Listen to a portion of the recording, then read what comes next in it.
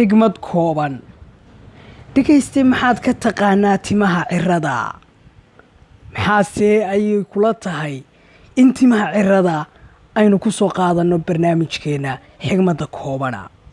Timaha cirrada ayaa dadku asaliyan u yaqaaniin inay ka turjumayaan cimri gabaabsi, iyadoo dhanka kale dhalinyarada qaarkood lagu arko in marmar ay ka soo baxaan timaha cirradu, iyadoo loo sababeeyo inay tahay arrintaas hidde ama dhaxal ay ka dhaxleen waalidkoodii dhalay.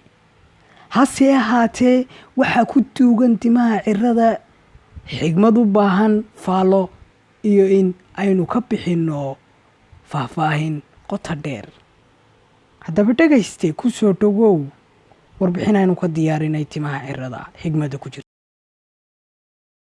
Xigmadda ku jirta cirrada ayaa waxay hoos imanaysaa cilmiga biolojiga ee ka hadla barashada noolaha. Xigmaddan ayaa waxa ay tahay mid qoto dheer una baahan fahan ka duwan xigmadaha kale ee koonkan Ilaahay ku abuuray. Xigmaddan ayaa haddaba culimmada sayniska faahfaahin aad u wanaagsan ka bixiyeen. Timaha cirrada ayaa waxa ay leeyihiin midabka caddaanka ah, midabkaasoo la yiraahdo midabka iska caabinta badan ee midabada caalamka ka jira, isagoo iska caabiya fallaadhaha qoraxdu ay ku soo gemayso dhulka, sidoo kalena isagoo iska caabiya radiationka kaga imanaya atamyada kala duwan ee adduunkan Ilaah ku abuuray.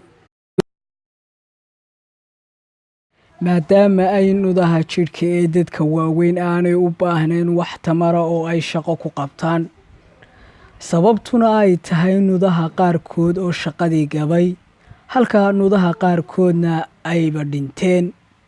Sidaas daraaddeed ayaa Ilaahay waxa uu ku kaabay timaha cirrada dadka waaweyn si ay uga difaacaan fallaadhaha qoraxda ee tamarta siiya dhalinyarada firfircoon.